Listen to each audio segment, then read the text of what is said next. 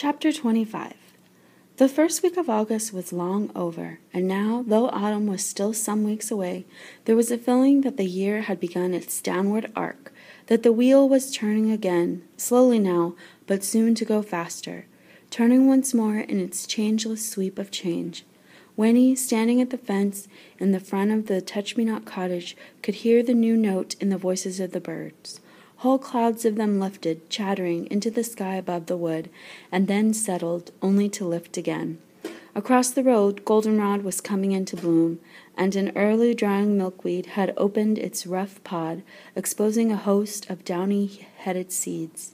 As she watched, one of these detached itself into a sudden breeze and sailed sedately off, while others leaned from the pod as if to observe its departure. Winnie dropped down cross-legged on the grass. 2 weeks had gone by since the night of the storm, the night of May Tuck's escape, and May had not been found. There was no trace of her at all, or Tuck, or Miles, or Jessie. Winnie was profoundly grateful for that, but she was also profoundly tired. It had been a trying 2 weeks. For the 100th time she reviewed it all, how the constable had come into the cell soon after she had settled herself on the cot, how he had let down a shutter over the window to keep the rain out, how then he had stood over her as she hunched under the blanket, her breath heavy, trying to look as large as possible, how finally he had gone away and not come back till morning. But she had not dared to sleep, for fear she would kick off the blanket and give herself away, give the Tucks away unwittingly. So she had lain there, pulse thudding, eyes wide open. She would never forget the rattle of the rain on the jailhouse roof, or the smell of wet wood, or the darkness that had saved them all, or how difficult it was not to cough. She had wanted to cough as soon as it occurred to her that she mustn't, and she passed a long hour trying to swallow away at the tickle that perversely constricted her throat. And she would never forget the crash outside that made her heart race, that she could not investigate and did not understand till morning, when on the way home she saw that the gallows had blown over in the wind. But oh, it made her tremble still to remember the constable's face when he found her. She had heard first a bustling in the front of the jail, and smelled fresh coffee, and had sat up, stiff with apprehension.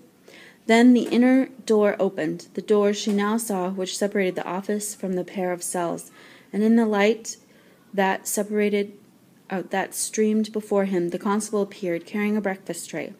He was whistling cheerfully. He came up to the barred door of her cell and looked in, and his whistling died on his lips as if he had run down and needed to be wound up again. But this comical astonishment lasted for a moment only, and then his face flushed red with anger. Winnie had sat on the cot, eyes downcast, feeling very small, very criminal. In fact, he was soon shouting that if she were older he'd have to keep her there, that it was a crime that she had done. She was an accomplice. She had helped a murderer escape. She was, in fact, a criminal, but too young to be punished by the law. Worse luck, he told her, for she had badly needed punishing. She was released then into the custody of her mother and father, and these new words, accomplice and custody, chilled her blood. Over and over they asked her, shocked at first and then wistful. Why had she done such a thing? Why? She was their daughter. They had trusted her. They had tried to bring her up properly, with a true sense of right and wrong. They did not understand, and finally she had sobbed the only truth there was into her mother's shoulder, the only explanation. The Tucks were her friends. She had done it because, in spite of everything, she loved them.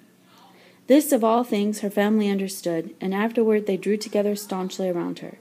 It was hard for them in the village. Winnie knew it was, and that knowledge gave her pain, for they were proud, and she had shamed them. Still, this side of the affair was not without its benefits, at least for Winnie. Though she was confined to the yard indefinitely and could go nowhere, not even with her mother or her grandmother, the other children wandered by to look at her, to talk to her through the fence. They were impressed by what she had done. She was a figure of romance to them now, where before she had been too neat, too prissy almost, somehow, too clean to be a real friend. Winnie sighed and plucked at the grass around her ankles. School would open soon. It wouldn't be so bad. In fact, she thought as her spirits lifted, this year might be rather nice. And then 2 things happened. First of all, the toad appeared out of the weeds, on her side of the road this time. It bounced out of a cover of dandelion leaves and landed, plop, just behind the fence. If she had reached her hand through the bars, she could have touched it. And next, a large brown dog with easy gait and dangling tongue came lopping down the road toward them. He stopped opposite the fence and looked at Winnie with a friendly swish of his tail, and then he saw the toad. At once he began to bark, his eyes bright. He pranced up, his hind quarters leaping independently from side to side, nose close to the toad, his voice shrill with enthusiasm.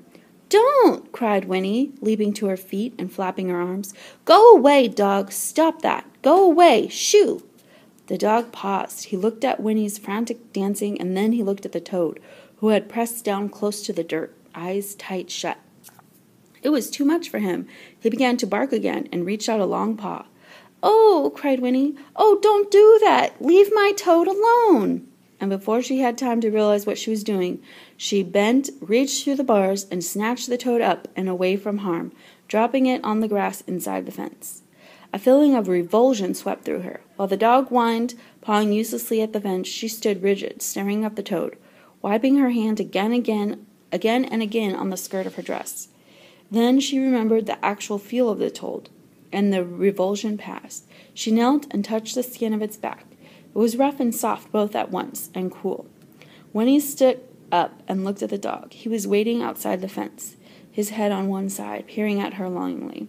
"It's my toad," Winnie told him, "so you'd better leave it alone." And then, on an impulse, she turned and ran into the cottage, up to her room, to the bureau drawer where she had hidden Jessie's bottle, the bottle of water from the spring.